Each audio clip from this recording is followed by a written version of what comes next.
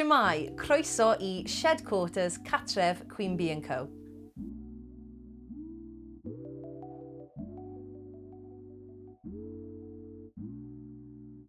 Fy enw ydy Beth a dwi'n byw yng Nghaerdydd. Dysgais I Cymraeg yn ysgol gynradd a ysgol uwchradd a nes I lefel A yn Cymraeg ail iaith.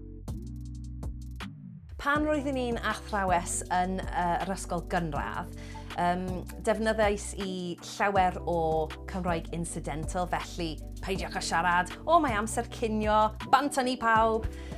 Felly mae'n bwysig I fi I datblygu fy Nghymraeg a ysbrydoli dysgwyr arall.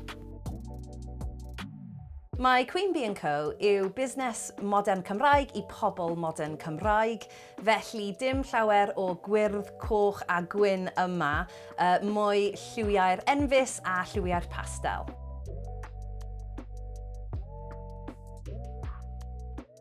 Mae Queen Bee yn dechrau cyn y pandemig yn ystafell yn hen TV.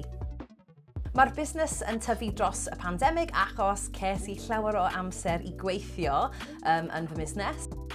Creuais I mwgwd gyda'r pattern Dreamy Welsh Weave, modern take a'r carthen clasurol Cymraeg, a roedd yn poblogaidd iawn. Nawr mae'r busnes wedi newid achos tua 15 mis yn ôl ces I fy merch bach Beti Nanw. Oherwydd hyn, dwi'n creu dim ond 1 neu 2 darluniad y mis a 100 o bob un, felly mae'n limited edition. Mae'r popeth yn digwydd yma yn Shed Quarters, fel gweithio ar y wefan, dylunio a pacio archebion. A hefyd, dwi'n dod yma I cael amser I ymlacio a amser I meddwl.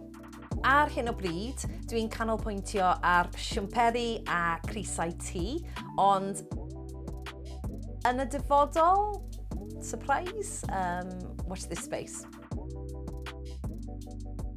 Ar Instagram Queen Bee & Co, rydym ni wedi creu cymuned o menywod Cymraeg sy'n cefnogi fi ar fy nhaith I dysgu Cymraeg. A dwi'n mor ddiolchgar I pawb. Diolch yn fawr iawn, biwts.